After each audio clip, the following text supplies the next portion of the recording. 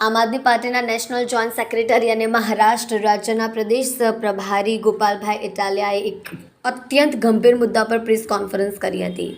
આ પ્રેસ કોન્ફરન્સમાં ગોપાલભાઈ ઇટાલિયાએ પોતાની વાત રજૂ કરતા જણાવ્યું હતું કે આપણે જાણીએ છીએ કે ગુજરાતના લોકો દારૂના દૂષણને કારણે ખૂબ જ ત્રાહિમામ પોકારી ચૂક્યા છે. નકલી દારૂ અને બુટલેગરોનો ત્રાસ ખૂબ વધી ગયો છે. ગુજરાતના લોકો બુટલેગરના ત્રાસથી હજુ આઝાદ થયા ન હતા ત્યાં તો હવે ભાજપના રાજમાં ભાજપના લોકો દ્વારા ગુજરાતના લોકોને ડ્રગ્સના દૂષણમાં હોમવાનું કામ થઈ રહ્યું છે. દારૂની લડાઈ હજુ પૂરી નથી થઈ અને ભાજપના રાજમાં ડ્રગ્સનું પ્રમાણ વધે તો એ આપણા સૌ માટે ચિંતાનો વિષય છે. આજના સમાચારથી જાણવા મળ્યું કે રાજકોટમાં ભાજપના નેતાનો છોકરો ડ્રગ્સ વેચતા પકડાયો હતો. આ ગઈકાલે પકડાયો અને 2-4 દિવસ પહેલા ભાજપના યુવા મોરચાનો હોદ્દેદાર અને ભાજપના લઘુમતી મોરચાના 2 હોદ્દેદાર લોકો ડ્રગ્સ વેચતા પકડાયા છે.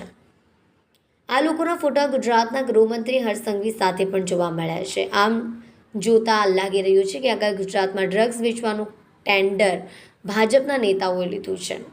આજે બધાને ખ્યાલ છે કે દારૂના ધંધામાં ભાજપના કયા નેતાઓ ભાગીદાર છે અને હવે ડ્રગ્સના ધંધામાં જે રીતે ભાજપના નેતાઓ પકડાઈ રહ્યા છે તે જોઈને લાગી રહ્યું છે કે ડ્રગ્સનો ધંધો પણ ભાજપના નેતાઓ કરી રહ્યા છે. તેમ છતાં પણ કોઈને છોડવામાં નહીં આવે તેવી વાતો કરીને હર્ષ સંઘવી ગુજરાતના લોકોની આંખોમાં ધૂળ નાખે છે. હું હર્ષ સંઘવીને વિનંતી કરવા માંગુ છું કે તમારો હોદ્દો આજે છે, કાલે નથી, પરંતુ તમે ગુજરાતને બરબાદ કરવાના પાપના ભાગીદાર ન બનો. આટલું બધું ડ્રગ્સનું દૂષણ વધ્યું છે તો આમ પકડનારા લોકોને બચાવવાની કોશિશ ન કરો.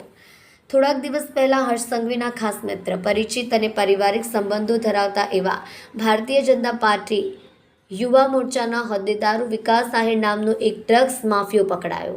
આ ડ્રગ્સ માફિયાને પકડવા માટે હું સુરતની બાહોશ પોલીસનો આભાર માનું છું, પરંતુ FIR થયા બાદ પાછળથી જે ઘટના ઘટે તે જાણવા જેવી છે. અમારે જાણવું છે કે શું હર્ષ સંઘવીનો મિત્ર હોવાને કારણે કે ભાજપનો હોદ્દેદાર હોવાને કારણે કે કયા ગુપ્ત આશીર્વાદથી આ વિકાસ આહિર નામના વ્યક્તિ સામે માફિયા ગેંગની કોઈ કલમો લગાવવામાં નથી આવી.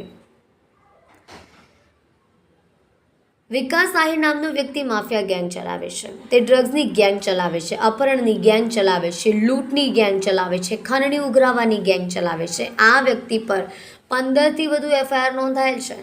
આ તમામ FIR મારામારી કરાવવાની, ધાકધમકી કરવાની, લૂંટ કરવાની, અપહરણ કરવાની, બળજબરી કરવાની આ રીતની ફરિયાદો તેની ગેંગ પર નોંધાયેલ છે. આમ છતાં પણ જ્યારે આ વ્યક્તિ આજે ડ્રગ્સના કેસમાં પકડાયો ત્યારે ફક્ત ડ્રગ્સની જે કલમ લગાવવામાં આવી છે એ આ FIRમાં માફિયા ગેંગની કોઈ કલમો લગાવવામાં આવી નથી.